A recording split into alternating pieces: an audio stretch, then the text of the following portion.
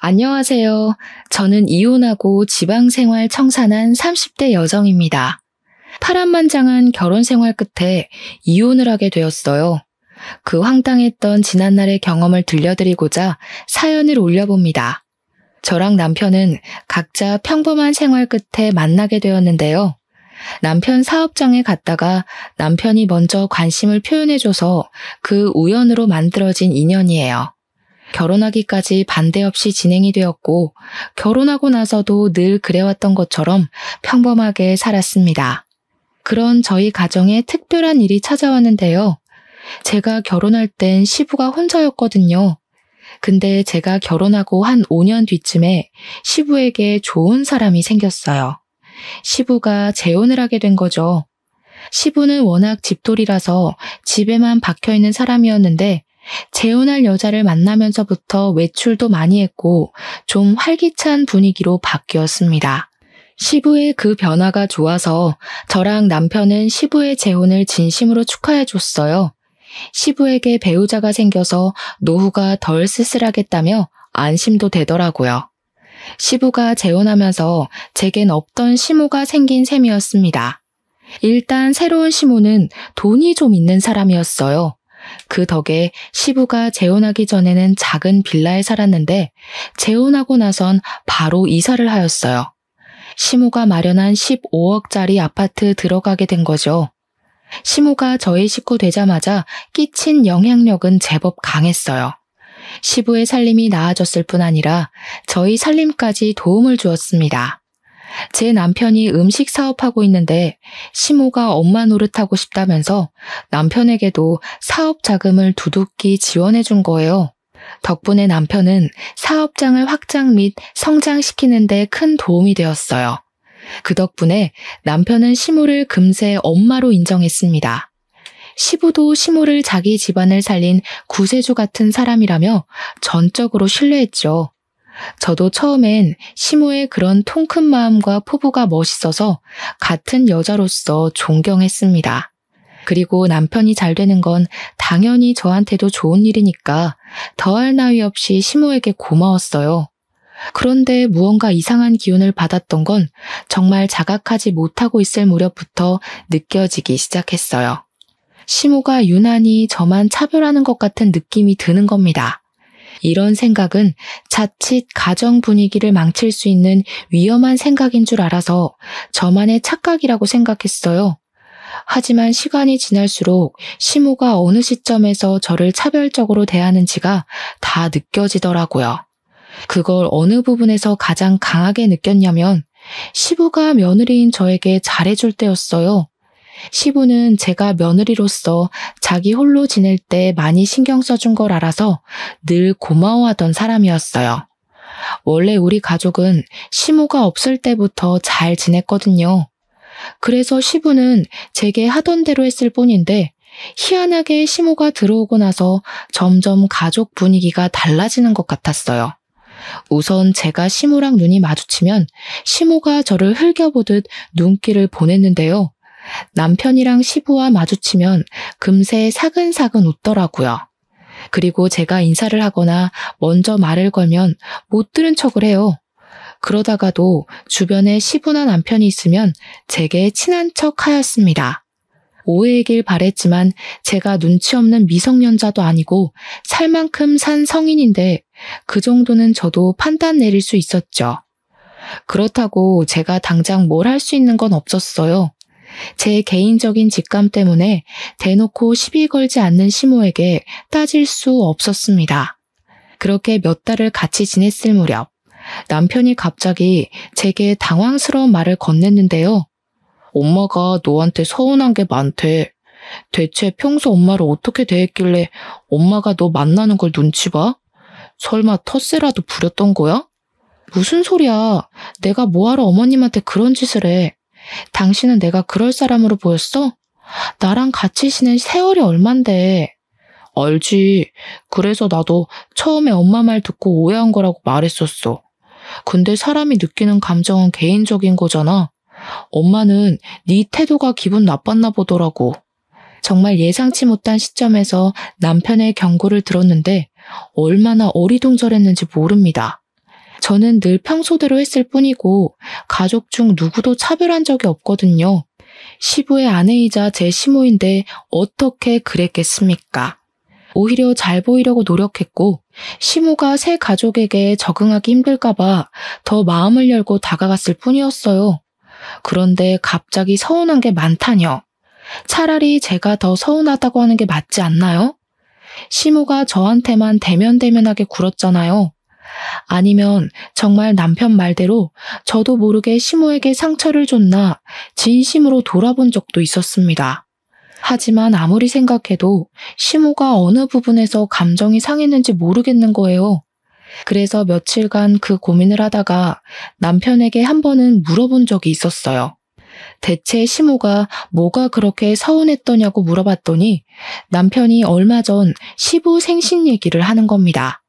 시부는 생신날 외식하는 걸 좋아하는 분이세요. 그래서 저랑 남편이랑 시부 생신 한 달 전에 괜찮은 식당 예약을 해놓은 게 일상 중 하나였습니다. 사실 한 달 전에 예약하는 거면 가족 중에 누가 사정이 생길 수도 있다고 생각했어요. 하지만 저희는 시부는 생신을 챙기는 것에 의미를 두기 때문에 누가 참석하고 말고는 크게 신경 안 썼어요. 남편이 시간 안 되면 저랑 시부 단둘이서 식사를 했고 제가 시간 안 되면 남편이랑 시부 둘이 식사를 했었죠. 그게 저희 가족에서 암묵적인 룰 같은 거였어요. 그래서 시부가 재혼한 뒤 찾아온 생신 때에도 늘 하던 대로 한 달 전에 식당을 예약했습니다. 근데 시모가 갑자기 시부 생신 하루 전에 참석을 못할 것 같다고 하는 겁니다. 급한 일 때문에 급히 외국 출장을 가야 해서 어렵다 하더라고요. 그래서 시부 생신 하루 전날에 시부모님 둘이서 생신 축하를 미리 했다고 했어요. 그렇다고 저랑 남편이 시부 생신을 안 챙길 순 없는 노릇이었습니다. 시부모님 하루 전날 생신을 챙기게 됐다고 저희한테 언지를 준 것도 아니었어요. 이미 축하 자리를 다 가진 후에야 말씀하셨거든요. 그래서 예약된 식당을 취소도 못했습니다. 당일 취소하면 계약금을 다 날려야 했으니까요. 시모가 시간이 안 되면 남편이랑 저만 예정대로 시부 생신을 챙기면 되겠다고 생각했어요. 때문에 예약 취소는 안 했고 그 다음날 시모 없이 시부랑 당일 만나서 식사했었죠. 근데 시모가 그게 서운했다고 하는 겁니다. 남편이 들었던 시모의 말은 이랬어요. 시부의 배우자가 빠졌는데 어떻게 남은 가족들끼리만 모여서 식사를 할 수 있냐고 했다는 거예요. 그러면서 제가 자기 소외시키는 것 같았다 하대요. 소외라뇨. 말 같지도 않은 소리입니다. 저는 시모의 판단에 진심 당황스러웠어요. 남편은 저와 같이 했던 시간이 더 길기 때문에 제가 그런 의도 아니었다는 걸 이해해줬어요. 하지만 제게 한 번 더 조심스레 경고를 해주더라고요. 엄마가 마음이 여린 사람 같으니까 당신이 좀 더 신경 써줘. 아무래도 엄마가 우리 식구끼리만 똘똘 뭉쳐있다고 생각하는가 봐. 나랑 아빠는 같은 혈육이라 괜찮은데 어떻게 보면 당신은 생판 남인 거잖아. 그래서 엄마가 괜히 불편하게 느끼는 것 같아. 어렵겠지만 당신이 더 젊으니까 노력 좀 해주라. 너무 어이없었지만 그래도 이때까지는 남편 말대로 제가 더 노력하고자 마음먹었습니다.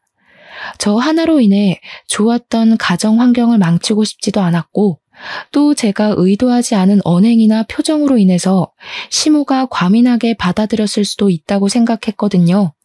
말했다시피 사람의 감정은 개인적이니까 제가 그러지 않았다고 상대방이 제 의도와 같은 감정을 느낄 거란 건 확신할 수 없는 일이잖아요. 차라리 제 실수가 있었기를 바라기도 했습니다. 그럼 시모와 오해를 풀고 잘 지냈을 테니까요. 하지만 그게 뜻대로 잘 안 되었어요.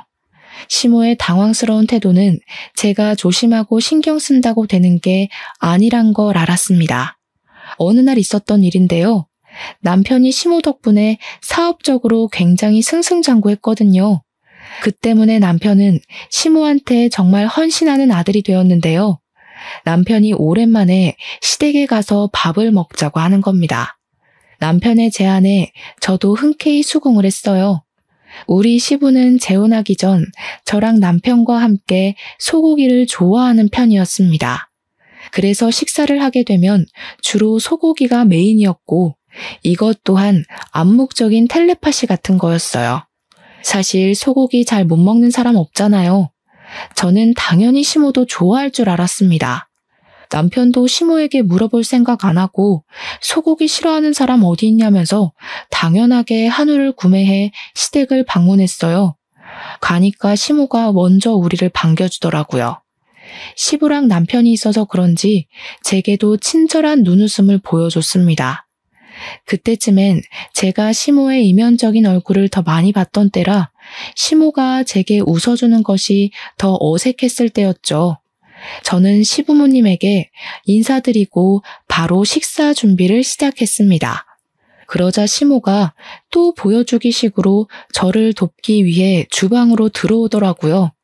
그리고 남편이랑 같이 장봐온 소고기를 막 들추더니 시부랑 남편한테까지 안 들리는 작은 목소리로 제게 말을 걸어왔어요. 어떻게 먹을 게 고기밖에 없다니? 지금 한우만 사온 거 맞지? 뭘 준비할 땐 어른한테 먼저 연락해서 허락을 받는 게 예인데. 이것도 네 의견이야? 네? 저희는 평소 같이 밥 먹을 때 꼭 소고기를 먹었거든요. 남편도 어머님께서도 소고기 좋아하실 것 같다고 굳이 물어볼 필요 없다고 해서요. 소고기 안 좋아하세요? 남편이 그렇게 얘기를 해도 마누라 되는 사람이 한 번 더 시부모님한테 확인을 했어야지. 센스가 있는 편도 아니구나. 됐으니까 내가 전복 사온 거 있거든. 그것도 손질해 놔라. 저한테 그런 식으로 불평을 늘어놓는 시모는 냉장고에서 골드 키위 2개를 꺼내서 거실로 가버렸습니다. 식사하기 전에 골드 키위를 먹으면 건강관리에 도움된다나 뭐라나. 그러면서 시부랑 남편을 엄청 챙기더라고요. 시부랑 남편은 집에 선녀 같은 사람이 들어왔다고 엄청 좋아했어요. 기가 막혔지만 있다면 해도 시모가 그 이후로 별다른 시비 없이 넘어가서 별로 신경 안 썼습니다. 그렇게 저희는 식사를 잘 마치고 귀가까지 했어요. 그런데 남편이 자기 전 심각한 얼굴로 통화하고 오더니 갑자기 저한테 어처구니 없는 소리를 하더라고요. 방금 아빠한테 전화 왔는데 엄마가 지금 속상해서 잠도 못 자고 있대. 고기 별로 안 좋아하는데 억지로 먹었다고 하더라고. 엄마가 너한테 눈치 줬다는데 몰랐어? 잘 먹고 나서 왜 갑자기 그런 소리를 한대? 눈치는 무슨 눈치. 그냥 전복회 손질하란 말만 하셨지. 고기 싫어한다는 소린 안 했는데? 그게 그 말이잖아. 네가 눈치채고 빨리 말해줬으면 내가 나가서 해물류 사오는 건데. 엄마 지금 기분 많이 상하셨어. 당신이 자기 계속 엄마를 이방인 취급하는 것 같다면서 눈치 너무 보인다고 하더라. 저 때문에 시모가 식사한 것도 다체해서 소화제를 마시고 있다는 남편의 말을 들으니 이젠 정말 미치고 팔짝 뛸 노릇이었습니다. 시모는 가족 중에서 제게 가장 서운하다면서 자기를 마음에 안 들어하는 것 같고 시어머니로 인정 안 하고 싶어하는 것 같은 말까지 했다고 하더라고요. 이게 무슨 말도 안 되는 소리인지 모르겠는 겁니다. 솔직히 이쯤 되니까 시모가 피해망상이라도 있나 싶었어요. 그게 아니고서야 매사에 제 행동을 부정적으로 평가하는 게 이해가 안 되었으니까요. 근데 여기서 더 짜증났던 건 시모보다 남편의 태도였어요. 내가 몇 번을 말했어. 엄마가 좀 예민한 편이니까 신경 써달랬잖아. 안 그래도 재혼한 것 때문에 엄마 혼자서 우리한테 잘하려고 얼마나 스트레스 받고 있는데 대체 내가 뭘 어떻게 신경 써줘야 하는데? 나 거짓말 안 하고 아버님보다 어머님을 더 챙겼어. 나야말로 어머님이 날 마음에 안 들어 해서 일부러 모함하는 것 같은데 하지도 않은 짓을 했다고 할 때마다 얼마나 어이없는지 알아? 야, 엄마가 우리한테 얼마나 많은 도움을 줬는데 어떻게 그런 소리를 할 수가 있어? 네가 뭘 실수했으니까 엄마가 소가리를 했겠지. 설령 네가 그런 적 없다고 해도 그냥 무조건 엄마한테 잘못했다고 해야 되는 거야. 원래 며느리는 그런 거잖아. 며느리가 무슨 노비인 줄 알아? 잘못하지도 않은 일을 무조건 사과하게. 지금 보니 당신도 웃긴다. 당신 머릿속에 고부관계는 며느리만 손해봐야 되는 거야? 그게 아니라 솔직히 막말로 당신 여태 시어머니 없어서 편하게 지냈잖아. 우리 아빠가 당신한테 시집살이를 시켰던 것도 아니고 나도 아빠도 당신 편하라고 얼마나 신경 쓰고 살았는데 당신도 이만큼 편하게 지냈으면 이제 시어머니한테 져주고 살 수도 있는 거 아니야? 나랑 아빠 생각해서라도 그래 줘야지. 남편이 시모를 굉장히 엄마로 생각해서 제게 서운함을 토로하는 건 아니었어요. 제 감이었지만 남편은 시모가 자기 사업에 돈을 퍼주어 준다는 이유만으로 제 감정을 묵살하기로 마음먹은 것 같았습니다. 그저 시모의 심기가 불편할까봐 그것만 신경 썼고 시모가 자기 사업에 돈을 안 써줄까봐 걱정돼서 저를 나무라는 것 같았어요. 제 남편이 이런 무책임한 사람이 아닌데도 이렇게 막무가내로 참고 그냥 비위만 잘 맞추라 강요하는 것 보면 말이죠. 그 뒤로 저와 남편의 관계는 급속도로 냉각되었습니다. 제가 일방적으로 남편을 상종하지 않았기 때문이었어요. 남편과 대화를 하면 어쩔 수 없이 시모의 존재가 튀어나오기 마련이었고 그럼 저희는 사이 괜찮다가도 그날 하루를 통째로 망치게 되었으니까요. 언젠가부터 가정의 평화가 깨지자 제 하루하루는 솔직히 지옥과도 같았습니다. 남편 말대로 시부가 재혼하기 전만 해도 제겐 시모가 없었어요. 그래서 고부 갈등 겪을 일도 없었고 따로 시무란 존재로 인해 스트레스 받을 일도 그저 남일이었죠. 하지만 그렇다고 새로 생긴 시모에게 고나리질을 당연히 당해야 한다는 논리는 납득할 수 없었습니다. 고부 갈등과 시모의 지적질이 며느리의 숙명이라고 말하는 남편에게 너무 서운했어요. 이건 남편이 제게서 마음이 떠났고 변해버렸다고 얘기를 하는 게 설명하기 쉬웠습니다. 근데 여기서 변한 사람이 남편만 아니었다는 것도 제겐 고민거리였어요. 평소 남편보다 저를 더 많이 아꼈던 시부가 남편 못지않게 돌변해버렸는데요. 시모가 그간 무슨 입김을 불어넣었는지 저를 바라보는 시부의 눈빛이 예전 같지 않은 겁니다. 심지어 시부는 남편보다 훨씬 감성적인 사람이라 제가 힘든 것에 대해 유독 많이 신경 써주었는데 어느 날은 저를 따로 부르더니 정말 서운한 소리를 하시더라고요. 너 시애미가 돈 대준다는데 시험관이라도 해볼래?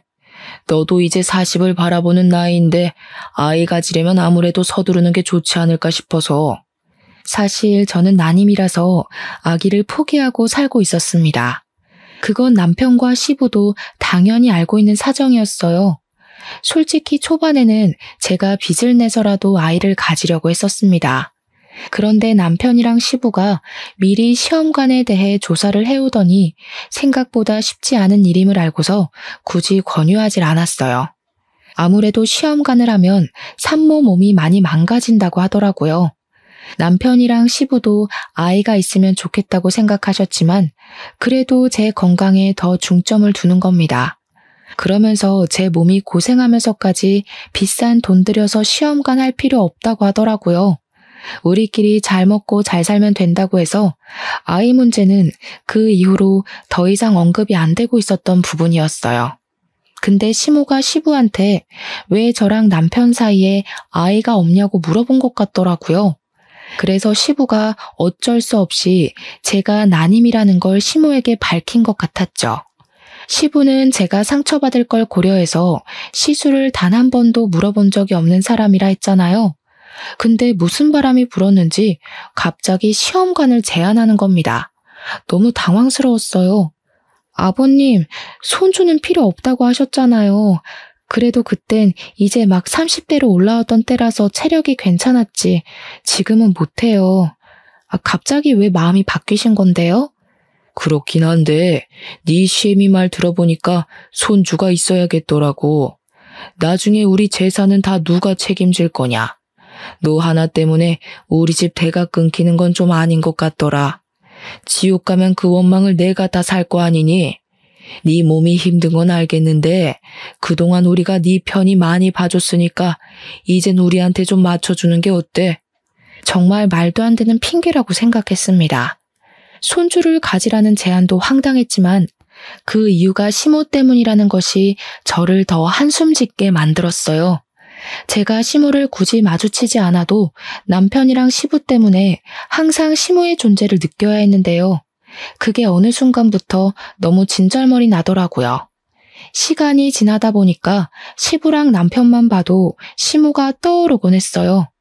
그 사람들 입에서 나오는 시모는 제가 알고 있는 시모랑 늘 달랐으니까요. 제가 느끼는 부정적인 감정이 전부 시모한테서 파생되어 나오고 있었다는 걸 깨닫자마자 저는 시모랑 대화를 제대로 해보고 싶었습니다. 단 한 번도 시모랑 둘이서 마주보고 얘기해 본 적이 없었거든요. 그래서 시모에게 연락해 따로 만남의 장소를 가졌죠. 오해하지 말고 들어주셨으면 좋겠어요. 어머님께서 저한테 불만이 있는 것 같아서요. 혹시라도 제가 뭘 실수하고 있다면 차라리 저한테 말씀해 주시겠어요? 괜히 아버님이랑 남편한테 말해서 저희 가족 분위기 흐리지 마시고요. 대체 저한테 왜 이러세요? 제가 마음에 안 드시는 거예요? 이제 알았니? 네가 언제 그런 소리를 하나 기다리고 있었어. 내 예상보다 좀 더 오래 걸리긴 했지만 이제라도 눈치챘으면 이혼도 좀 해줄래? 저 이때 잘못 들은 줄 알았습니다. 그래서 시모에게 되풀이되는 질문을 다시 했었죠. 뭐라고 그랬냐고, 무슨 소리냐는 말밖에 못했어요.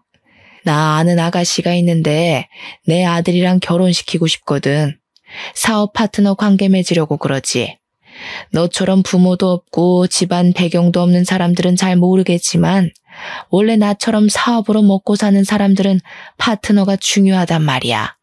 이렇게 말 안 하면 또 눈치채는데 오래 걸렸으려나? 네가 우리 가족한테 쓸모가 없는 것 같아서 바꾸려는 거야. 사람에게 상처되는 말을 하면서도 시모는 아주 당당했습니다. 제 남편이 체인점 음식 사업을 하고 있다고 했잖아요. 근데 시모가 하고 있는 일도 음식 사업이었거든요. 아무리 그래도 그렇지 자기 기준에 쓸모없다고 생각해서 가족을 쫓아내는 게 어디 있나요? 이런 것도 굴러들어온 놈이 박힌 돌 빼낸다고 표현할 수 있을까요? 그날 시모를 부른 건 저였는데도 너무 황당해서 이걸 몰래 녹음했습니다. 시모는 자기 할 말만 하고 바쁘다며 자리에서 일어났어요. 그렇게 헤어진 뒤에 저는 남편한테 가서 시모의 실체를 곧장 들려줬습니다. 그런데 제가 남편을 그때까지도 신뢰하고 있었나 봐요. 남편의 반응이 더 당황스러웠어요. 사실 나도 알고 있었어. 당신한테 언제 말해야 하나 고민했는데 잘 됐네. 이왕 이렇게 된 거 그냥 말할게. 우리 이혼하자. 내 나이면 그렇게 막 늙은 것도 아니잖아. 다시 가정 꾸리기도 좋고 엄마가 나 빨리 부자 되게 해준다더라고. 엄마한테 들었다시피 나 솔직히 더 크게 성공하고 싶거든.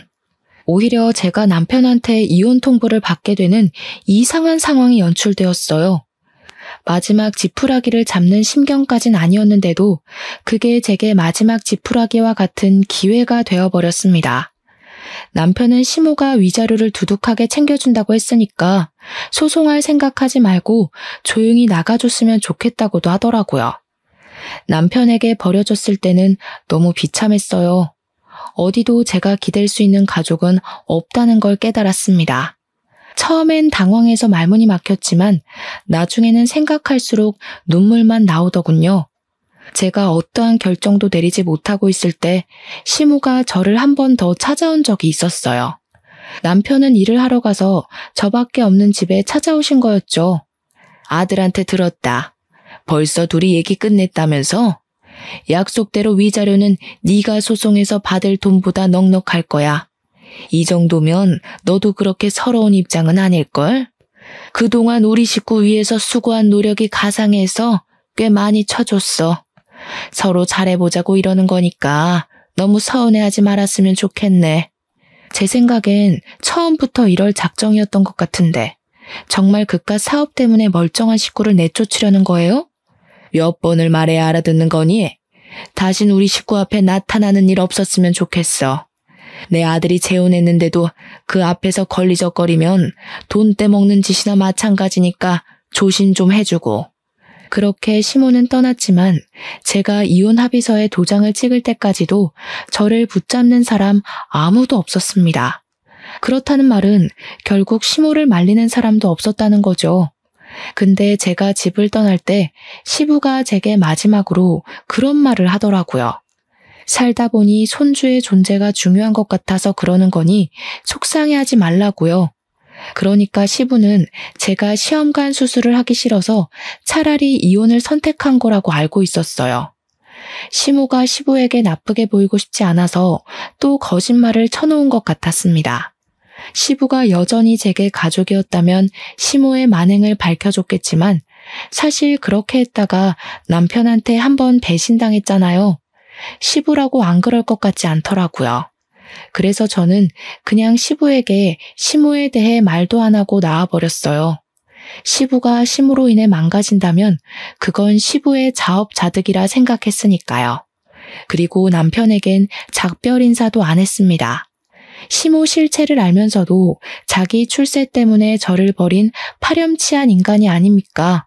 그 사람들이 얼마나 잘 먹고 잘 살진 모르겠지만 저도 이왕 이렇게 돼버린 거 깔끔하게 미련을 놓았어요. 당연히 아쉬운 부분도 있었죠.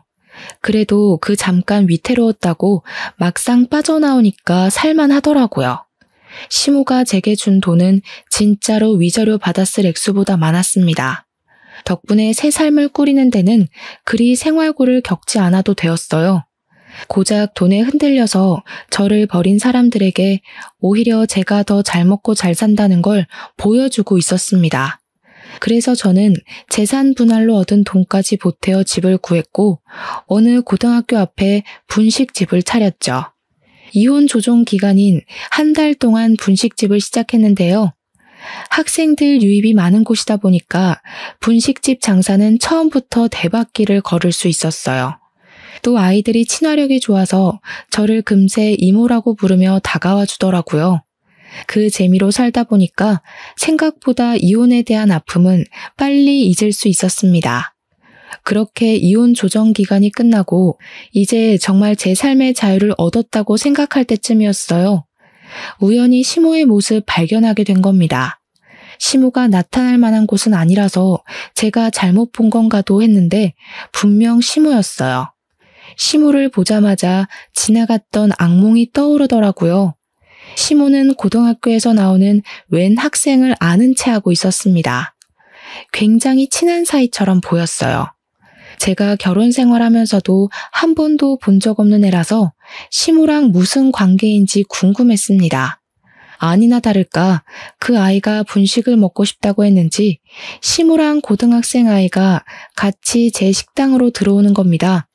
저는 일단 급하게 모자를 눌러쓰고 마스크까지 하며 정체를 숨겼어요. 그래야만 시모와 그 아이의 관계를 엿들을 수 있을 것 같았거든요. 그렇게 주문 먼저 받았습니다. 그리고 최대한 그들의 대화를 엿들었죠. 그리고 저는 굉장히 충격받을 수밖에 없었어요. 저번 주 시험은 잘 쳤어? 우리 아들 고생하는데 엄마가 옆에 못 있어줘서 미안하네. 아빠한테 너 맛있는 거 사주라고 돈 보내줬었는데 아빠랑 맛있는 거 먹었어? 시모가 그 고등학생 아이한테 아들이라고 부르는 것에 무척 혼란스러웠어요. 분명 시모한텐 가족도 없다 했었고 결혼한 적도 없다고 했거든요. 그런데 아들이라뇨. 저 너무 놀라서 그 사실을 또 음성 녹음하기 시작했습니다. 나중에 시모가 나온 CCTV 영상 파일까지 저장을 해놨죠. 시모랑 그 고등학생은 실제 모자 관계 맞는 듯 했어요. 들어보니까 시모한테는 결혼 안 하고 사실혼 관계로 지내고 있는 불륜남이 있더라고요. 그 불륜남을 시모가 아이의 아빠라고 부르고 있었고 마찬가지로 아이도 시모와 그 불륜남을 부모라 칭하고 있었습니다. 그 관계는 시부랑 재혼하기 전부터였고 시부에게 접근한 건 시모 아들 빼곤 불륜남과 서로 짜고 치는 고스톱인 것 같았습니다.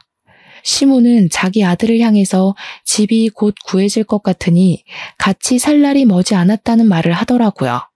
그러면서 자기 아들한테도 출장 얘기를 했는데 그 출장 얘기를 가만 들어보니까 얘기가 익숙한 겁니다.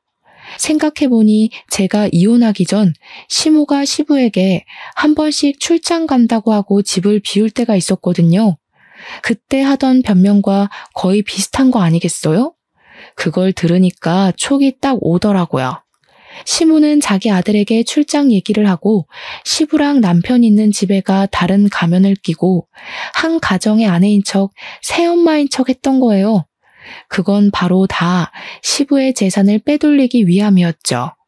결국 시모가 시부에게 거짓말하면서 출장을 갔던 이유 또한 사실 불륜남이랑 자기 아들을 만나러 다녔다는 것과도 일맥상통하는 셈이었습니다.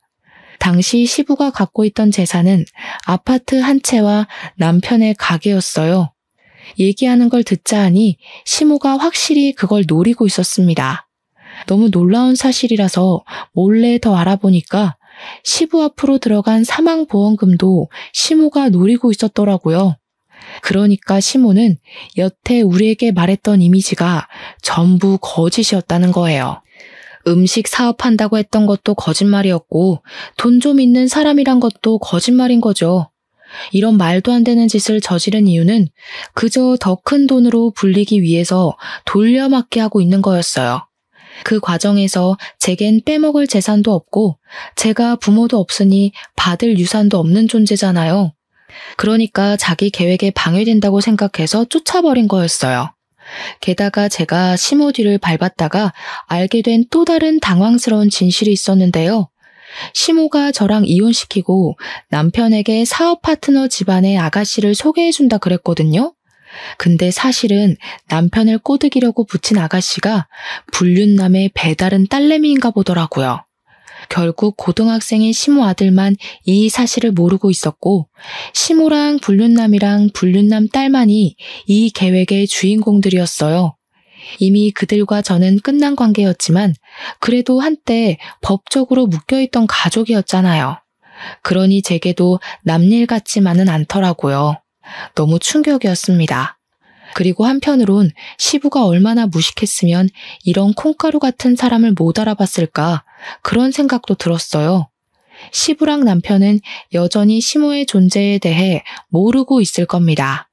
이제 막 돈에 눈을 뜬 사람들이라서 만약 시모의 실체를 알았다면 저한테 연락이 왔을 거라고 생각하거든요. 시모는 한 며칠 출장 간다고 거짓말을 해놨는지 자기 아들 학교를 연이어 찾아왔습니다. 당연히 저희 분식집도 여러 번 들렸죠. 그때마다 저는 음식을 갖다 주며 그들 대화를 항상 녹음했어요. 그리고 이만하면 충분한 증거가 됐다고 생각했을 때쯤 시모에게 친히 목소리를 들려줬습니다. 시모가 계산하고 나가려고 할 때 모자랑 마스크를 벗었어요. 오랜만이네요. 근데 아들이 있는 줄은 몰랐어요. 듣자 하니 아드님은 아무것도 모르시는 것 같은데 좀 불쌍한 것 같기도 하고. 제가 모습을 드러냈더니 바로 저를 알아본 시모가 깜짝 놀라더군요. 그리고 가장 먼저 취했던 행동이 자기 아들을 간수하는 거였습니다. 영문 모르던 시모 아들은 시모가 먼저 가라고 내보내는 바람에 자리를 떴어요.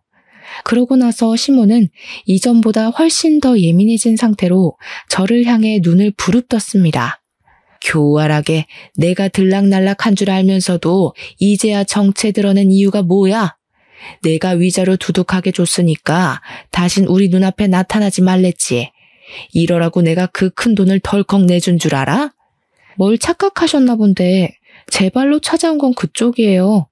다짜고짜 아들까지 모시고 와서는 묻지도 않은 말 알아서 뱉으셨잖아요. 네가 진작에 정체 밝혔으면 내가 여길 안 찾아왔을 거 아니야.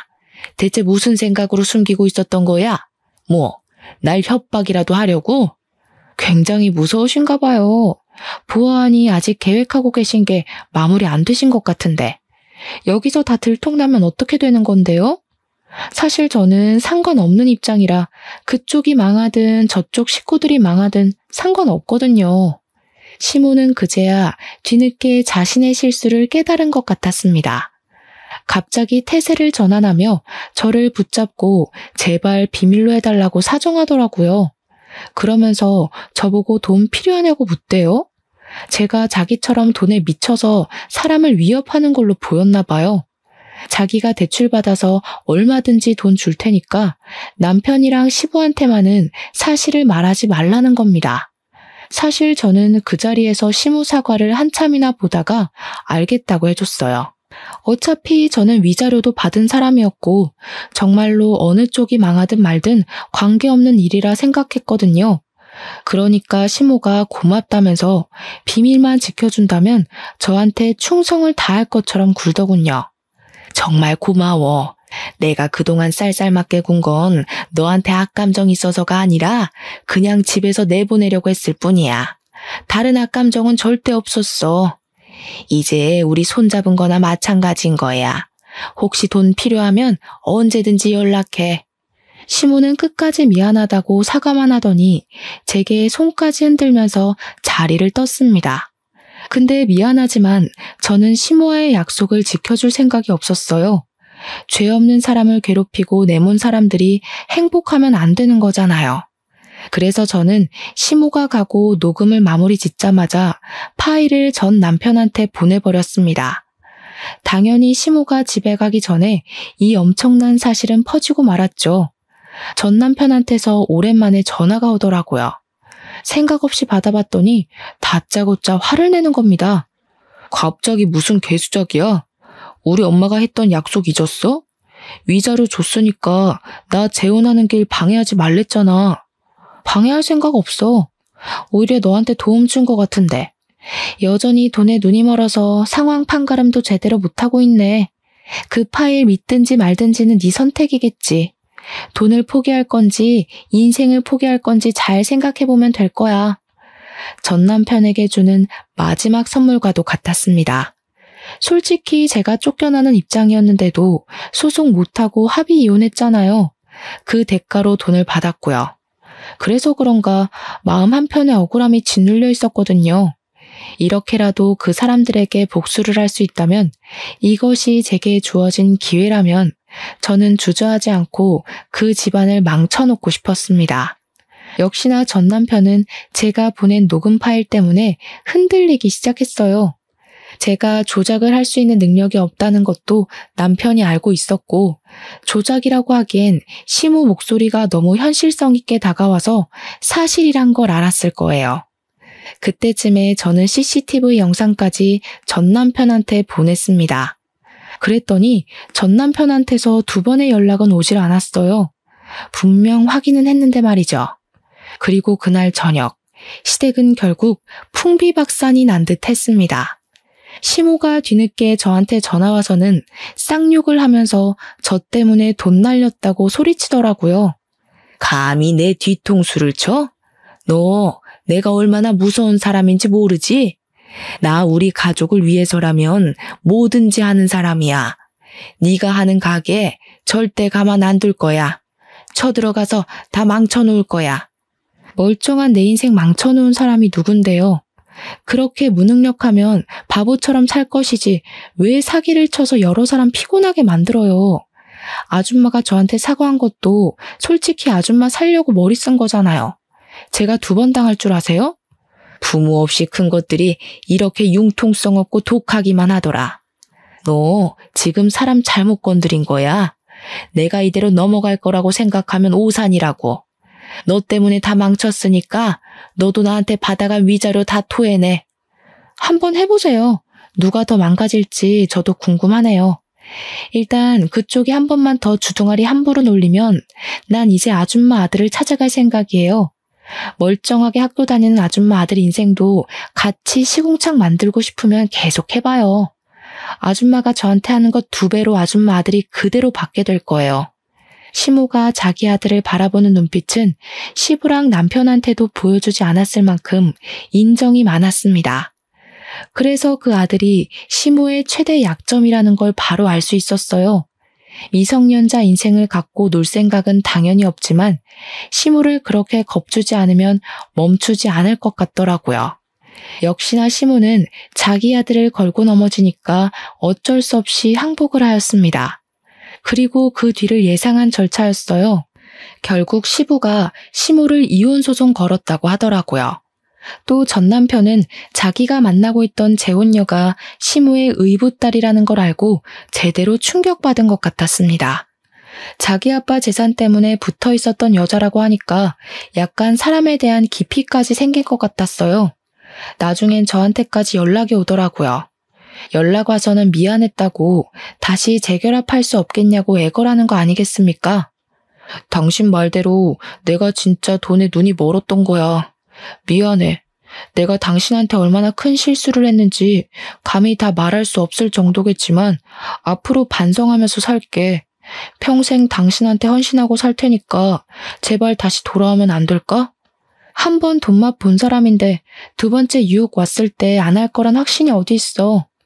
나는 너랑 네 아빠가 내 인생에서 꺼져줘서 이제야 마음 좀 편해지는 것 같은데 나더러 다시 그 뻔뻔한 낯짝들을 보고 살라고? 내가 무슨 테레사 수녀인 줄 알아? 내가 볼 땐 네 아빠나 너나 그냥 독거 인생으로 재미없게 살다 갈 팔자 같거든. 무슨 욕을 해도 다 들어줄 수 있어. 그러니까 재결합만 하자. 아빠도 너한테 엄청 미안해해. 네가 다시 돌아오면 아빠가 재산의 일부를 너한테 상속하겠대. 그 좋은 걸 나한테 왜 줘? 돈 좋아하는 둘이서 평생 재산 끼고 살면서 알거지 신세나 모면하세요. 아니면 너네 아빠한테 돈 많은 다른 아줌마 좀 꼬셔보라고 하던가. 한 번 잃은 신임은 두 번, 세 번도 잃을 수 있다고 보기에 무시해버렸어요. 그렇게 하고 싶은 말 다 하고 전화를 끊은 뒤론 전 남편 쪽에서 더 이상 연락이 없었습니다. 나중에 어쩌다가 우연히 듣게 된 소식인데 시무 덕분에 커졌던 전 남편 사업장 규모가 말도 안 되게 축소되었다고 하더라고요. 저는 전 남편의 멘탈이 많이 흔들려서 사업장 운영이 힘들어진 줄 알았거든요. 근데 알고 보니 빚 때문이더라고요. 시무가 사기치려고 대출을 엄청 많이 받아놨대요. 게다가 시부 몰래 시부 앞으로도 대출을 몇 번 받았고 시부가 시무를 향한 신뢰 때문에 의심 없이 대출을 해준 적도 있었다고 했어요. 그래서 시무 앞으로 된 빚이 너무 많았는데 시부가 이혼하면서 그 빚을 나눠 갖는 바람에 전 남편이 큰 사업장을 계속 운영할 수가 없었던 거죠. 안타깝게도 사업장을 축소하자마자 매출이랑 바로 직결이 되어 수익이 뚝뚝 떨어진 것 같았습니다. 집도 팔고 작은 집으로 이사 갔다는 말을 들었는데 사실은 그게 아니라 남편 사업장에 있는 사무실에다 자리를 깔아놓고 자고 먹는다는 얘기도 있었어요. 그 동네만 가도 주민들이 알아서 다 얘기를 해주니 그 사람들 소식은 딱히 궁금할 새가 없더군요. 뭐가 진실인지 몰라도 우선 어렵게 지내고 있는 건 맞는 듯 했어요. 잘 되었다고 생각합니다. 다른 사람의 인생을 함부로 대했다면 그만한 대가는 감안했어야 한다고 생각해요. 저도 그걸 전 남편과 시부, 시모를 보고 잘 배웠기 때문에 함부로 누구를 벼랑 끝에 내모는 짓은 하지 않을 겁니다. 그런 말도 있잖아요. 내가 대접받고 존중받으려면 내가 먼저 다른 사람을 그렇게 대해야 한다고요. 여러분들도 더불어 사는 사회에서 누군가를 짓밟고 내 인생을 일으켜 세우지는 마셨으면 좋겠어요. 그럼 여기까지 쓰도록 하겠습니다. 감사합니다.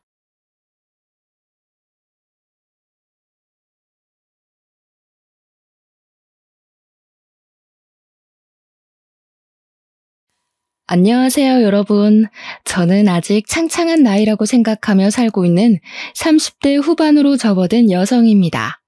매번 이곳을 찾아와서 다른 분들의 사연을 들으며 같이 웃고 같이 울고 하다가 제 이야기를 써보려고 글자를 적으니 뭔가 이상하기도 하고 쑥스럽기도 한 마음이 듭니다.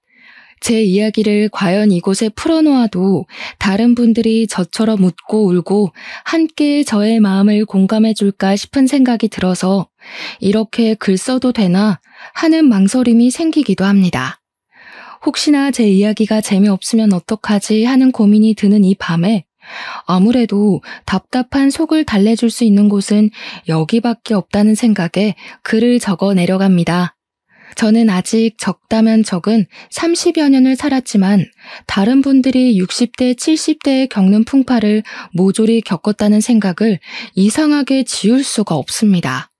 남들은 살면서 한 번 겪기도 힘들다는 갖은 순환과 시련을 저는 왜 이렇게 이른 나이에 겪게 되었는지 참 제 운명이 이렇게 기구한 건가 싶기도 하고요. 하지만 이제는 모든 일을 보내주었기에 조금 다른 생각을 가지고 살아보려고 합니다. 이른 나이에 겪게 되어서 남들보다 더 단단해진 제가 될 수 있었다고요. 이쯤 되면 얼마나 모진 일을 겪었기에 저런 소리를 할까 싶으시죠? 물론 기상천외한 놈들이 판치는 세상이라 제 이야기가 별거 아니게 느껴지실지도 모릅니다. 하지만 제 인생에서 이런 일은 두 번 다시 없을 것이며 다른 분들 인생에도 이런 일이 없길 바라며 제 사연을 한번 끄적 걸어봅니다. 지금부터 저와 함께 시작할 제 이야기를 끝까지 들어주시고 여러분들의 좋은 조언을 가슴에 새겨보도록 하겠습니다. 제가 오늘 들려드릴 이야기의 주인공은 사실 제가 아니라 저의 남편이라고 말을 해도 과언이 아닐 정도로 남편의 비중이 상당히 높습니다. 다른 분들도 남편을 남의 편이라 부르며 많은 이야기들을 하시던데 저의 남편은 참으로 특이한 점이 하나 있습니다. 그게 무엇이냐 하면 바로 제 남편이 아주 어마어마한 구두쇠 중에 구두쇠라는 점입니다. 동화책에서나 나오던 스크루지 아저씨 그 인간보다 더하면 더했지 덜하지 않은 사람이죠. 정말 저는 살면서 이렇게까지 돈을 아낄 수 있나? 사람이 이렇게 짠돌이일 수 있나 하는 마음을 매일같이 느끼면서 살았습니다. 왜 그런 남자와 결혼을 했냐 싶으시죠? 처음에 저는 남편의 근검절약하는 모습이 너무 검소해 보이고 신중해 보이고 이 사람이랑 살면 평생 돈 걱정은 안 해도 되겠구나 싶었습니다. 어떻게 보면 그 구두쇠 짠돌이 같은 모습이 제 마음을 움직이게 만든 결정적인 부분이기도 했던 것입니다. 저랑 남편은 제가 다니던 직장에서 만나게 되었는데 제가 일하던 곳이 주방용품, 그러니까 업소용 주방 가전, 가정용 주방 가전 같은 것을 파는 매장이었습니다. 그 매장에서 저는 일개 직원에 불과했지만 우리 남편은 그 커다란 매장을 운영하고 있는 사장님이었습니다. 매장이 꽤 큰 매장이기도 했고 물건을 파는 게 아무래도 가전 쪽이고 업소용이 훨씬 많다 보니까 매출 자체는 꽤 많은 그런 매장이었습니다. 원래 주방 가전이라는 게 여성들의 마음을 움직이게 하는 전자제품이다 보니까 구매를 하러 오시는 분들이 통 크게 주문을 하시곤 하셨거든요. 한마디로 남편은 현금을 꽤 만지는 사람이었습니다. 현금으로 사면 살짝 할인도 해드리고 수수료도 조금 빼주고 하고 있기 때문이었습니다. 거기다가 가게에 들어오는 가전들이 중고 가전들도 있었고 새 가전들도 취급을 했는데 다른 매장이 철수할 때 싸게 수입해서 번쩍번쩍 광을 내고 조금 웃돈 받아 팔기도 했었습니다. 철수하는 매장에서 다량으로 물건들이 들어오게 되면 꽤 대박인 수준으로 물건 재판매가 되어서 돈을 굴리기엔 쏠쏠한 매장이었습니다. 아무튼 그런 남편은 돈을 잘 번다는 사람임에도 불구하고 엄청난 짠돌이처럼 굴었는데 사실 연애를 할 당시에는 이 정도까지 짠돌이는 아니었습니다.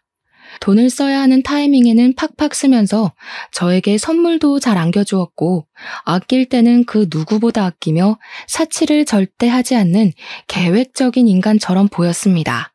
거기다가 남편이 저보다 10살이나 연상이었기 때문에 사실 연애를 할 당시에 제가 지나가는 말로 예쁘다 하면 바로바로 결제를 해주는 그런 남자였죠.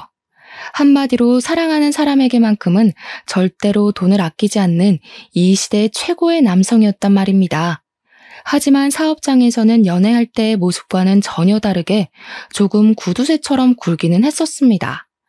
예를 들면 회식을 할 때 메뉴는 무조건 돼지로 통일이라거나 커피 같은 것도 직원들이 지나가는 말로 아메리카노 먹고 싶다고 말을 해도 믹스커피 타서 냉장고에 넣어두고 먹으라고 모르쇠처럼 굴기도 했습니다. 물론 저는 그렇게 아끼는 모습이 밉게 보이지 않았고 오히려 사람이 계획적으로 돈을 사용하는구나 멋있다 하고 느끼고 있었습니다. 왜 그런 모습이 멋있었냐고요? 그 이유는 저희 아버지께서 돌아가시기 전에 친한 친구분께 보증을 잘못 써주었다가 집이 쫄딱 망하면서 엄청나게 힘들게 살았기 때문이었습니다.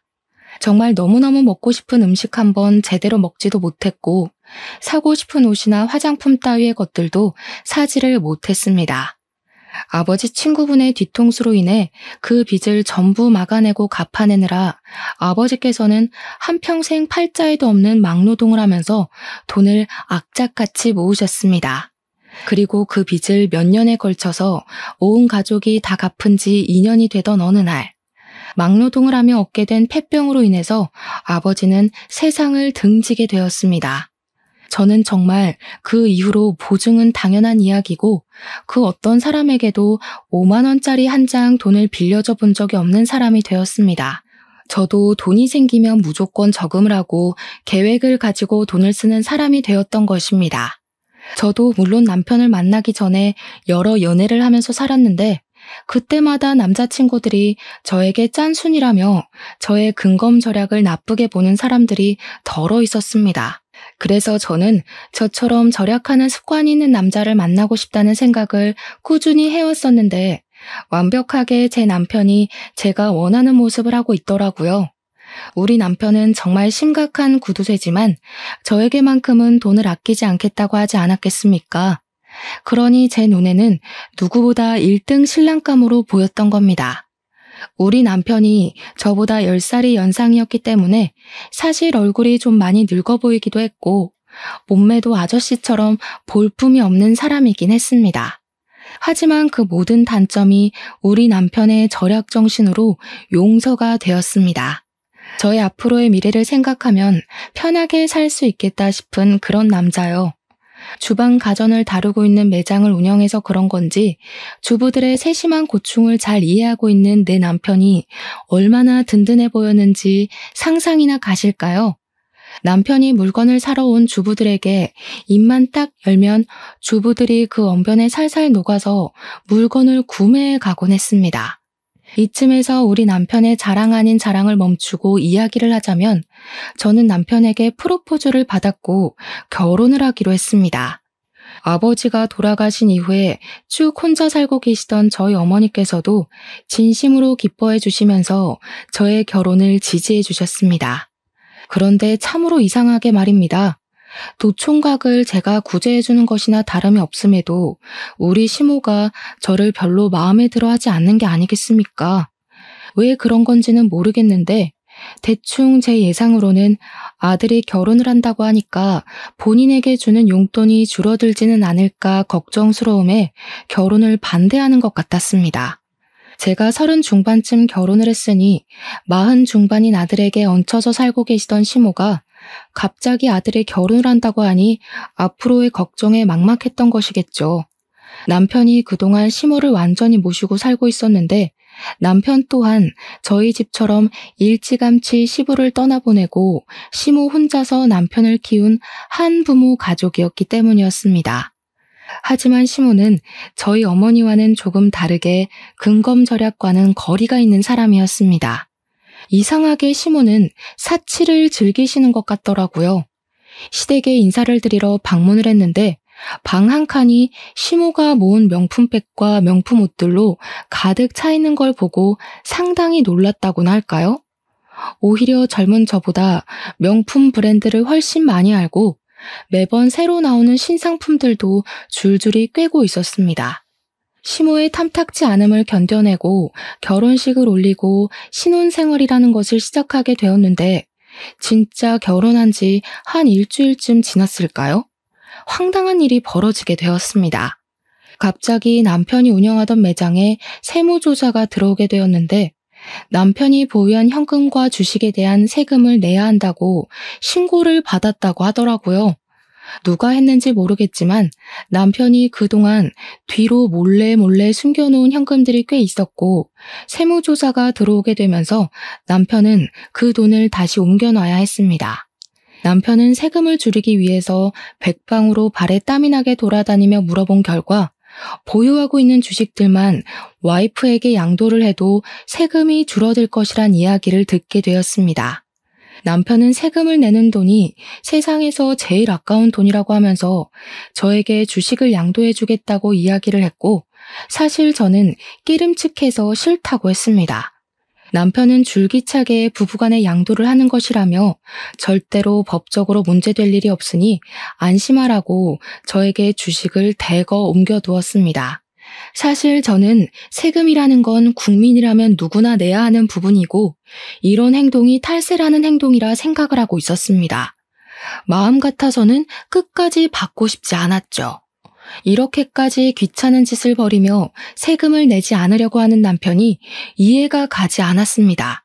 결혼한 지 3개월이 지났을 때부터 저는 점점 남편에게 실망할 만한 일들이 생기기 시작했습니다. 남편은 병적으로 저에게 돈을 주는 것을 싫어했고 돈을 아끼기 시작했습니다. 어떤 일까지 있었냐 하면요. 제가 올이 나간 스타킹을 버리려고 하자 남편이 득달같이 달려와서는 멀쩡해 보이는데 이걸 왜 버리냐고 잔소리를 하더라고요. 올이 나가서 신을 수가 없다고 했더니 다 사용할 곳이 있다고 하면서 욕실에서 거의 다 쓴 조각난 비누들 있죠? 그걸 모아둔 통을 들고 오는 게 아니겠습니까? 저는 비누들을 버리지 않고 모아둔 남편에게 한 번 놀랐고 그 비누 조각들을 전부 스타킹에 모아서는 씻으라고 던져주는 남편에게 2번 놀랐습니다. 사람이 절약을 하면서 살 줄 알아야지. 예전에는 이 비누들 다 모아다가 빨래하는 데 쓰고 그랬어. 아니, 스타킹을 빨아둔 것도 아니고 제가 신다가 올이 나가서 버리려고 둔 스타킹에 비누 조각을 모아서 거품 내서 씻으라고 하는데 누가 좋겠습니까? 저는 그 행위 자체가 너무 더럽기도 하고 찝찝하기도 해서 그 비누를 쓰고 싶지 않았는데 그 뒤로 제가 그 비누를 얼마나 썼나 감시를 하기 시작했습니다. 그런 숨막히는 분위기 속에서 신혼생활의 분위기가 좋았으면 얼마나 좋았을까요? 그러다 저희에게도 아주 좋은 소식이 찾아오게 되었습니다. 결혼 6개월 차가 되었을 때 제가 임신을 하게 되었던 것입니다. 임신과 출산을 해보신 분들은 잘 아시겠지만 입덧이라는 게 제 마음처럼 조절이 되는 것이 아니지 않겠습니까? 이상하게 먹을 것이 너무 당기는 바람에 살이 어마어마하게 올랐습니다. 제 몸무게가 결혼할 때쯤 50kg 정도였는데 만삭 때 무게는 76kg가 될 정도로 살이 엄청나게 붙게 되었습니다.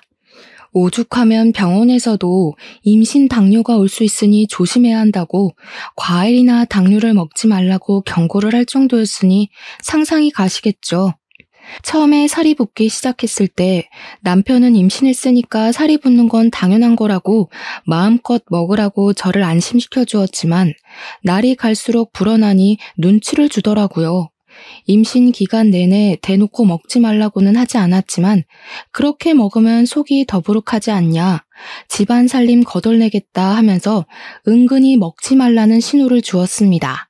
저희 친정어머니께서는 제가 임신을 했다고 하니 좋은 걸 먹이고 싶어서 반찬도 가져다 주시고 제철 음식도 매번 해서 주셨습니다. 하지만 시모는 살이 찐 저를 보면서 저러다가 소박을 맞는 거 아니냐면서 적당히 살을 찌우라고 잔소리를 멈추지 않으셨습니다. 우리 아들이 퍽이나 그런 몸매를 한 여자한테 마음이 동하겠니? 살이 쪄도 어쩜 저리 뒤룩뒤룩 찐 건지 보기 흉하다. 그렇게 서러운 임신 기간을 보내고 출산을 한 뒤로 정말 이래도 되나 싶을 정도로 지옥 같은 육아를 시작하게 되었는데 이상하게 몸무게는 별로 빠지지 않더라고요. 누가 그런 소리를 했었는데 육아는 운동이 아니라 노동이라고. 노동은 절대로 살이 빠지지 않는다고요. 아무튼 그렇게 열심히 아이를 돌보고 밥도 제대로 못 먹고 했는데도 불구하고 살은 60kg 초반에서 더 이상 빠지지 않았습니다. 결혼을 할 당시보다 10kg 이상 살이 올라붙었으니 제 모습이 얼마나 미워 보였겠습니까? 남편이 저와 같은 방에서 자는 걸 거부하기 시작했습니다. 당신이 싫어서 각방을 쓰겠다는 게 아니라 애가 밤마다 울어대니까 시끄러워서 내가 같이 잠을 잘 수가 없잖아. 나는 내일 출근을 해야 하는 사람인데, 내가 잠 못 자서 출근 못하면 돈은 누가 벌어올 거야? 애 때문에 잠을 푹 못 자니까 내일 일에 지장이 생기잖아. 아무튼 따로 잘 테니까 그런 줄 알아. 저는 그런 남편에게 배신감이 느껴지기도 했고 서럽기도 했지만 생활비가 전부 남편의 주머니에서 나오고 있었으니 어쩔 수가 없었습니다. 아이가 생후 10개월을 막 넘겼을 때 갑자기 열이 엄청나게 나면서 온몸이 새빨갛게 달아오르고 아기가 힘없이 축축 늘어지기 시작했습니다. 하필이면 그날이 금요일 밤이었고 병원 문이 열려있는 곳이라고는 응급실밖에 없는 상황이었습니다. 애는 열이 너무 올라서 그 작은 몸으로 온몸을 부들부들 떨며 경기를 일으키는 지경이 되었는데 남편은 태연하게 휴대폰만 만지고 있는 게 아니겠습니까? 뭐해? 빨리 옷 입어요. 우리 애 이러다가 큰일 나겠어. 빨리 응급실이라도 가요. 아니 고작 열 좀 나는 걸로 뭘 응급실이야? 그냥 해열제나 먹이고 땀이나 닦아주면 된다던데. 지금 응급실 가면 돈만 비싸고 처방해주는 건 다 똑같아. 어차피 가봐야 해열제나 먹이라고 할 텐데. 그냥 월요일까지 버텼다가 동네 소아과 가. 아니 아무리 아이한테 관심이 없다고 해도 그렇지. 말도 못하는 우리 아기가 아픈데 돈 아깝다는 말이 나올 수가 있는지 정신이 나갈 것 같더라고요. 저는 열 경련을 일으키는 아이의 열을 내리려고 온몸을 미지근한 수건으로 닦아주고 있었는데 그 물이랑 수건을 너무 화가 나서 남편에게 던져버렸습니다. 당신이 그러고도 애 아빠야? 사람이야? 애가 아픈데 휴대폰만 만지고 있으면서 아무것도 안 하는 게. 아이씨, 오래간만에 쉬는 날인데 별걸로 다 난리야. 그러더니 저를 째려보면서 축축하게 젖은 옷을 벗어 거실 바닥에 아무렇게나 던져두고는 방으로 쑥 들어가는 게 아니겠습니까? 저는 결국 터져나오는 눈물을 참지 못하고 애를 둘러엎고 택시를 타고 응급실에 갔는데 우리 애가 폐렴이라고 하더라고요. 정말 응급실 구석에서 그 작은 발에 수액을 맞고 있는 아이를 보면서 엉엉 울다가 처음으로 이혼이라는 것을 결심하게 되었습니다.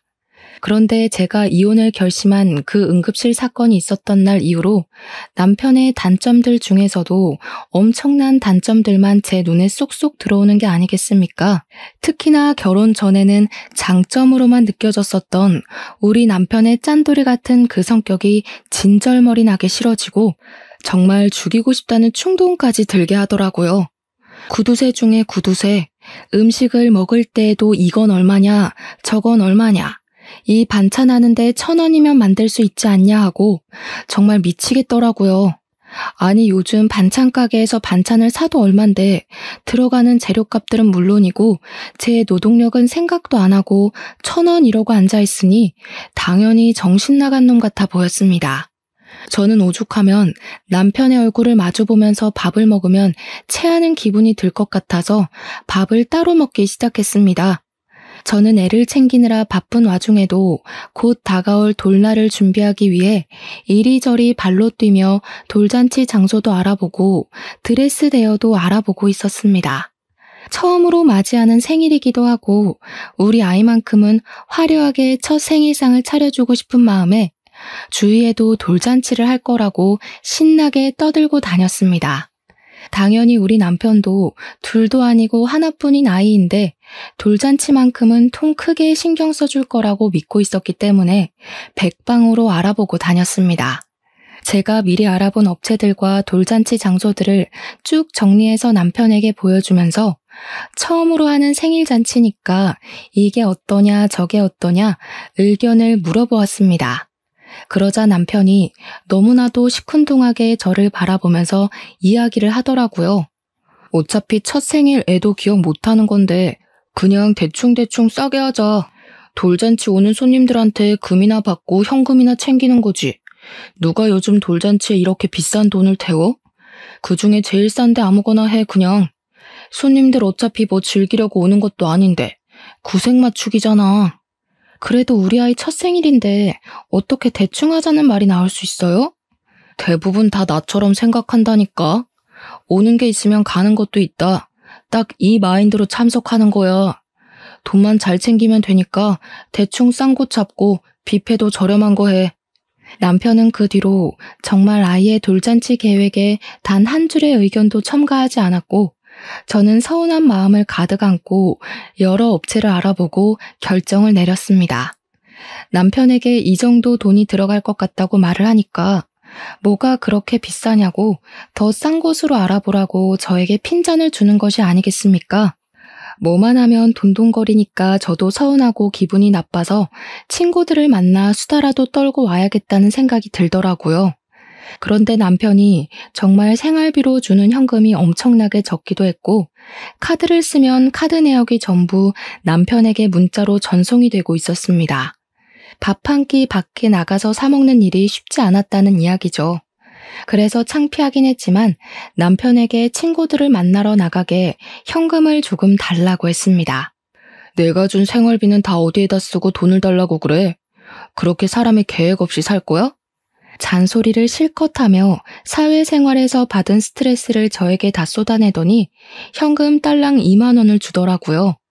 친구들 만나서 얻어먹을 줄도 알아야 한다고 하면서 커피값으로 2만 원이면 충분하지 않냐고 하는데 그 돈을 받으면서 제 처지가 어찌나 서럽게 느껴지던지 친구들을 만나서도 이런 이야기는 차마 못하겠더라고요.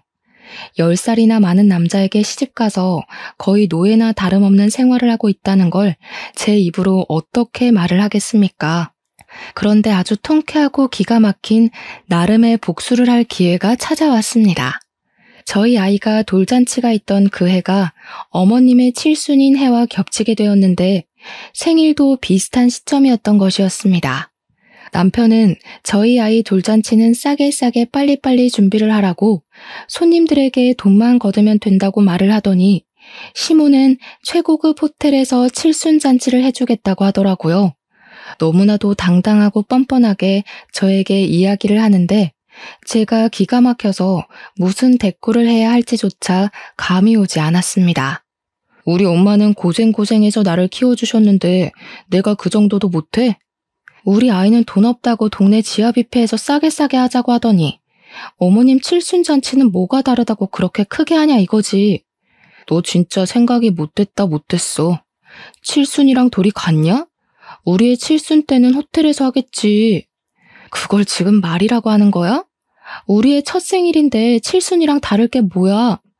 야, 너는 우리 엄마가 앞으로 살면 얼마나 더 산다고 그걸 질투하고 그래? 됐고, 그렇게 결정했으니까 앞으로 토달지 마.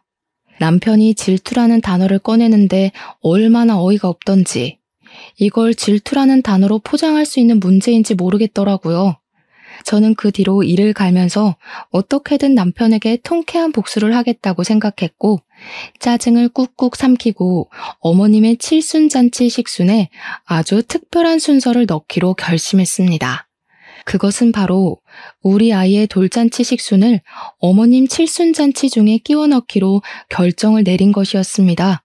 남편이 호텔에 예약을 하기 무섭게 호텔 측에 따로 이야기를 해서 칠순잔치와 돌잔치를 같이 넣기로 결정을 내렸고 돌잡이와 돌상도 모두 준비를 마쳤습니다. 그리고 제 친구들이며 지인들에게 일일이 연락을 돌려서 그 잔치 자리에 초대를 했고 어머님 칠순잔치 겸 돌잔치를 제 손으로 모두 준비하기 시작했습니다. 남편에게 제가 칠순잔치 준비를 할 테니 걱정하지 말고 있으라고 이야기를 했더니 내심 좋아하면서 아예 신경도 쓰지 않더라고요.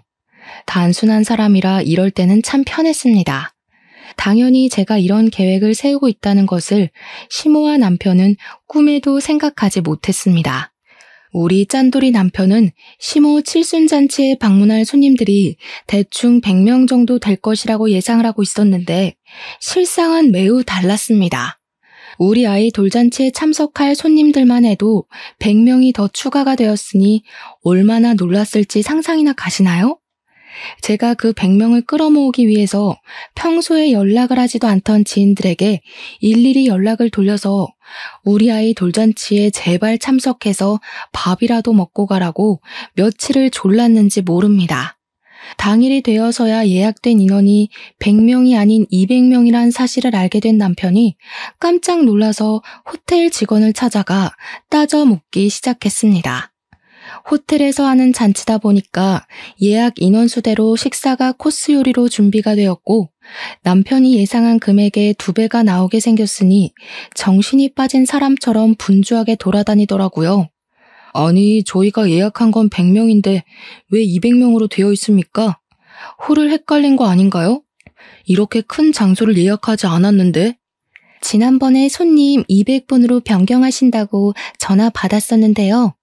남편은 직원이 당황해하며 예약 변경된 인원이 맞는다고 말을 하자 울그락푸르락해져서는 저에게 무슨 짓을 했냐고 소리를 치며 대기실로 찾아왔습니다.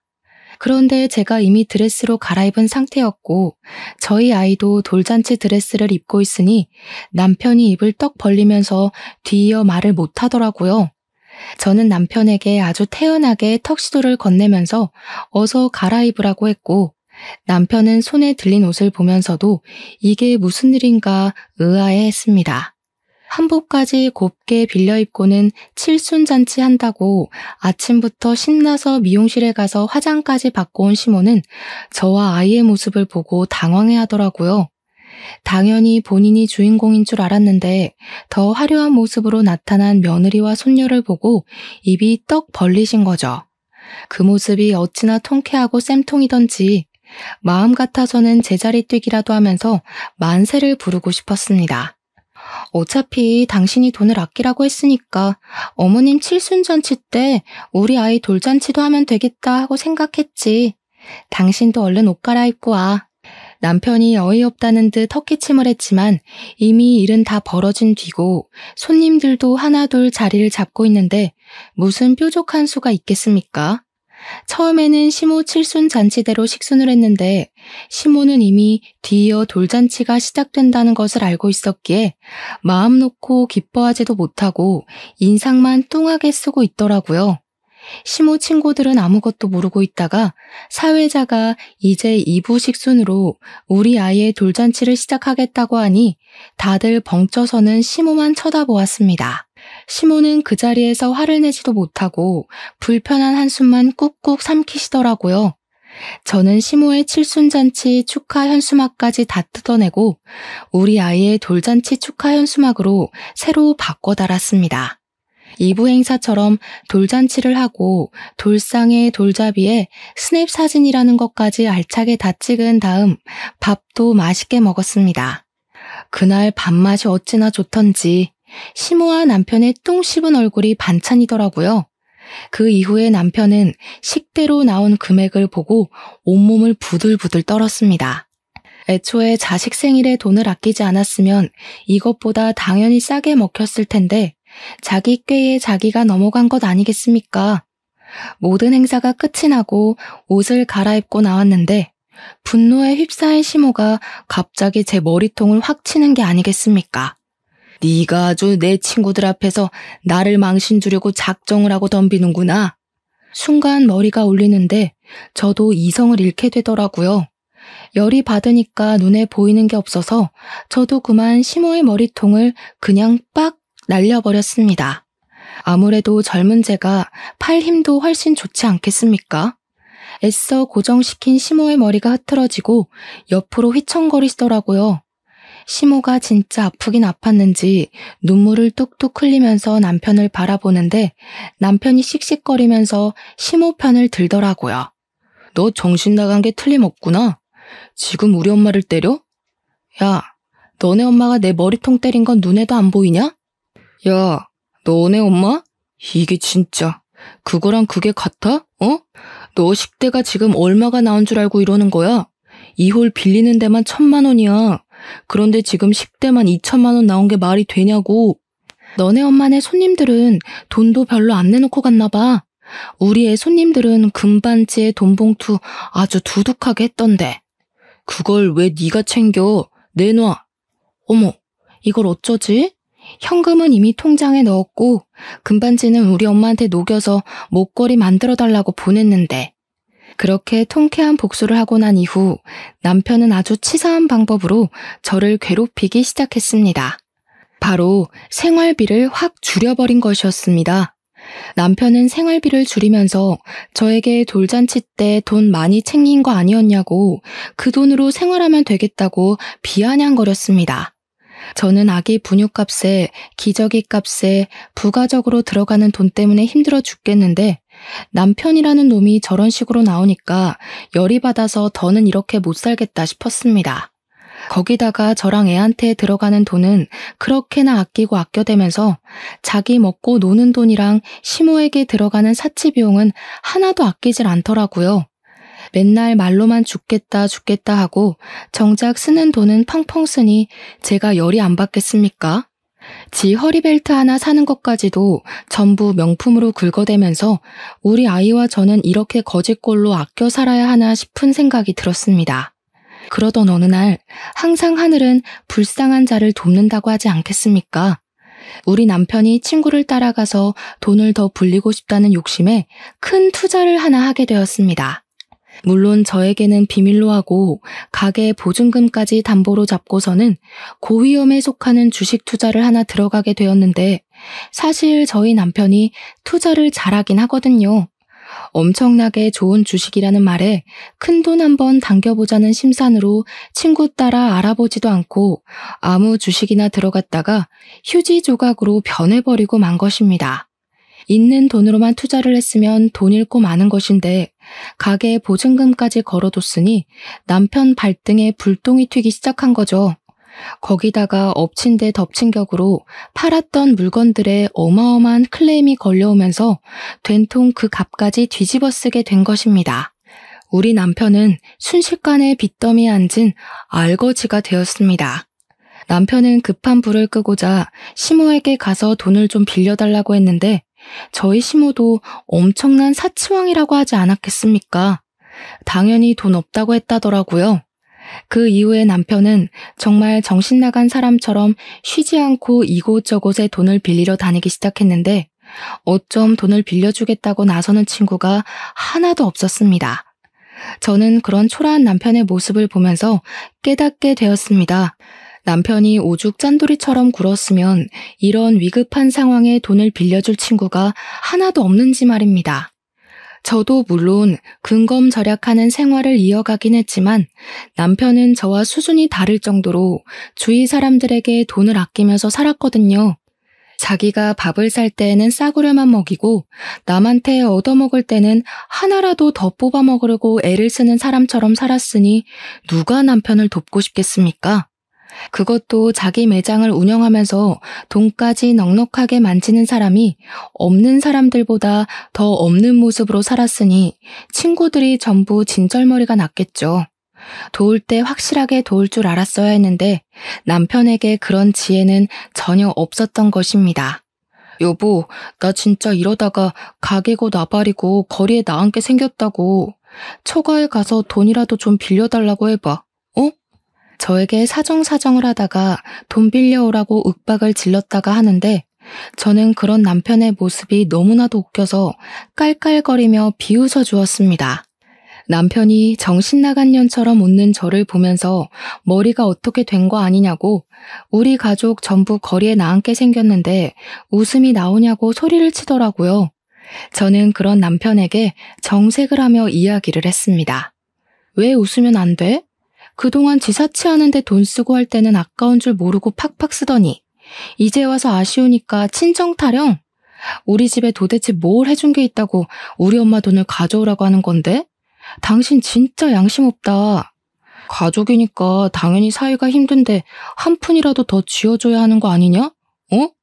당신은 우리 엄마한테 뭐 하나 해준 거라도 있어? 사람이 어떻게 매번 주거니 받거니 해. 이번에 도와주시면 내가 또 언젠가 도움이 될 날이 있지 않겠냐고. 지금 당신 꼴을 보면서 이야기해. 당신이 얼마나 짠돌이처럼 굴고 사람들을 못 챙겼으면 이렇게 힘들 때 나서서 도와주겠다는 사람이 하나도 없어? 가게나 정리하고 빚이나 막아.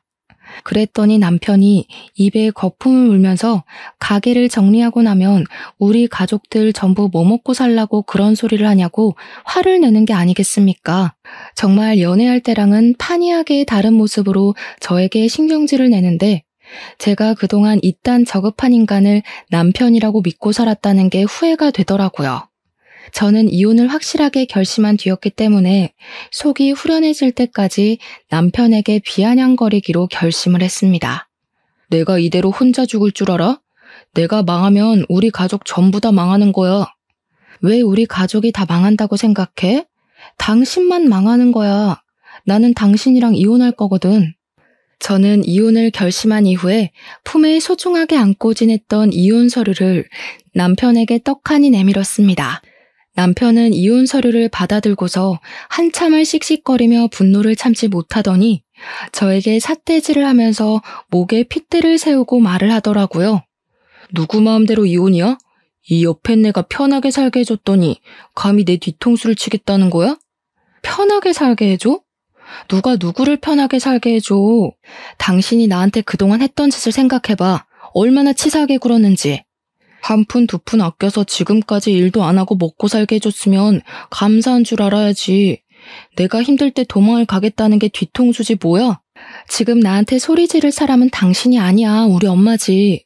어떻게 보는 눈도 없어서 이딴 놈이랑 결혼을 하고 3년이 넘는 시간을 같이 살았냐고 화를 내도 우리 엄마가 내야 한다고. 내가 마트에서 장 볼 때, 친구 만날 때, 아기 물건 살 때마다 그게 꼭 필요한 거냐고 되묻던 당신이 나를 편하게 살게 해줘? 너네 엄마가 명품백 살 때는 돈 한 번 아낀 적이 없으면서 내가 장바구니 하나 살 때마다 눈치를 주던 당신이 그런 소리를 해? 그렇게 아껴 살아서 겨우 한 짓이 투자 실패라니. 당신 벌 받은 거야. 나는 절대 이혼 못하니까 그런 줄 알아. 어디 옆에 내가 집에서 애나 돌보고 집안일이나 할 것이지 큰 소리를 떵떵 치고 살아. 누구 마음대로 못해준다 만다야? 당신이 못하겠다고 버티면 나는 소송이라도 할 테니까 그런 줄 알아. 제가 소송까지 불사르겠다고 하자 남편은 씩씩거리다가 갑자기 소리를 꽥 지르면서 저에게 생각난 듯 말을 했습니다. 내가 신혼 초에 넘겨놨던 주식 있지? 그거 그대로 있지? 네가 가진 내 주식 다시 내 계좌로 돌려놔. 그거면 급한 불 맞고도 남지. 내놔. 처음에는 남편이 무슨 말을 하는지 이해를 못하고 있다가 곰곰이 생각을 해보니 남편이 세금을 덜 내려고 제 계좌로 옮겨두었던 주식이 생각나게 되었습니다. 저는 남편에게 끝까지 유익한 일을 하고 싶지 않았기 때문에 발악하는 남편을 두고 간단하게 챙긴 짐을 들고 친정으로 도망치듯 나왔습니다. 남편은 제가 이러다가 말겠지 하고 생각을 했는지 저를 찾아오지도 않고 메시지만 열심히 보내더라고요. 지금 돌아오면 용서해주겠다, 생활비를 더 줄여버리겠다 하는 아주 추잡한 메시지들을 보내면서 저에게 주식이나 빨리 확인해보라고 하더라고요. 저는 남편의 마지막 메시지를 확인하고 생각이 나서 힘들게 주식 앱을 설치하고 들어가서 잔고를 확인해 보았습니다. 그리고 저는 너무 놀라서 입을 틀어막게 되었습니다. 글쎄 그 주식이 그 3년 사이에 10배가 넘게 펄쩍 뛰어오른 것이 아니겠습니까? 저는 정말 제 눈을 비비면서 이게 뭔가 싶어 0이 붙은 숫자를 다시 한번 확인했습니다.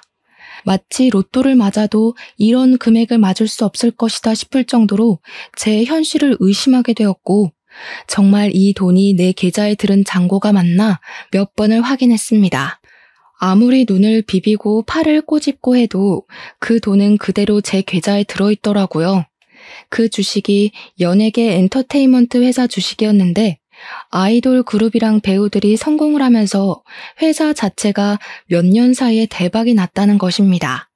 해외 진출에도 성공하게 되면서 외국 투자자들이 탄탄하게 투자를 했고 그 덕으로 대박이 터져서 엄청나게 성장을 한 회사라고 하더라고요. 제가 너무 의심이 되어서 인터넷 기사까지 검색을 해보았다니까요. 처음에는 분명 1억 조금 넘는 금액이었던 주식이 3년 사이에 10억이 넘게 불어난 걸 보니까 왜 사람들이 주식을 하는지 알 것 같았습니다. 남편은 저에게 확인을 해보았냐고 당장 돌려달라고 말을 하는데 제가 그 돈을 왜 돌려주어야 하는지 모르겠더라고요. 사실 부부간의 재산이고 그 당시에 세금을 내지 않기 위해 양도했던 것이기 때문에 저의 재산이나 다름없는 돈 아닌가 싶었습니다. 그동안 저에게 돈을 가지고 치사하게 굴었던 적이 한두 번이 아니었던 남편에게 이 주식이야말로 정말 복수의 마지막을 장식할 수 있는 기회 아닌가 싶었습니다. 저도 갑질을 하기로 마음을 먹고 변호사를 찾아가서 시집살이 당했던 것, 남편이 생활비로 치사하게 군 것, 마지막으로 양도받은 주식 이야기까지 모조리 털어놓았습니다. 변호사는 저에게 세금을 피하기 위한 불법적인 수법으로 양도를 했기에 이 주식을 굳이 돌려주지 않아도 된다고 말을 하더라고요. 재산 분할을 해달라고 해서 나누게 된다고 하더라도 유책 배우자가 남편이기 때문에 얼마 못 가져갈 거라면서 저에게 단단히 버티라고 하시더라고요. 변호사님까지도 제 편을 들어주시는데 제가 화려한 뒤통수를 때려야 하지 않겠습니까? 남편이랑 시모는 그 주식값이 뛴 것을 보고 계속해서 저를 귀찮게 했지만 저는 그들을 완벽하게 무시했습니다.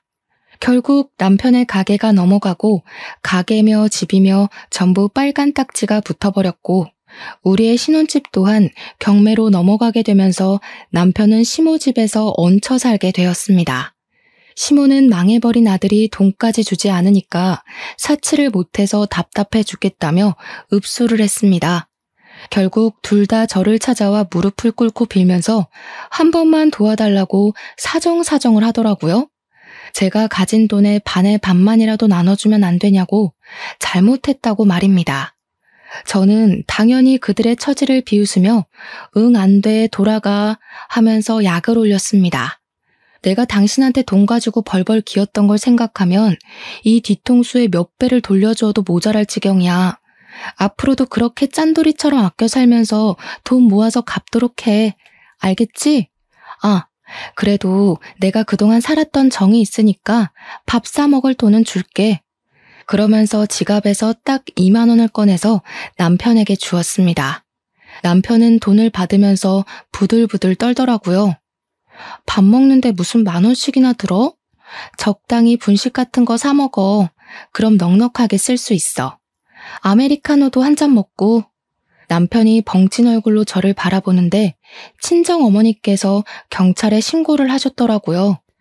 여기 주거 침입한 사람들 당장 잡아가라고요. 경찰이 와서 시모와 남편을 잡아 끌고 가는데 끝까지 시모는 발악을 하고 남편은 망연자실한 얼굴로 아무 소리도 못하고 질질 끌려나갔습니다. 결국 남편이랑은 7개월의 소송 끝에 이혼을 하게 되었고 재산 분할해주라는 결과가 나오긴 했는데 주식의 10%만 주면 된다고 하더라고요. 쿨하게 딱 1억 송금해주고 끝냈습니다. 저는 남편 덕에 공짜로 얻은 돈으로 우리 아기를 잘 키우면서 행복하게 살고 있어요.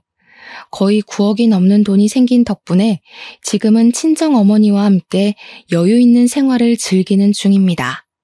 해외까지는 아니지만 국내 여행도 자주 다니고 있고 우리 아이를 위해 부족함 없이 지내고 있어 몸도 마음도 건강해지고 있답니다. 여러분께서 큰 결정을 내릴 때 저의 이야기가 도움이 되길 바라면서 오늘 저의 사연은 여기서 마치도록 하겠습니다. 감사합니다.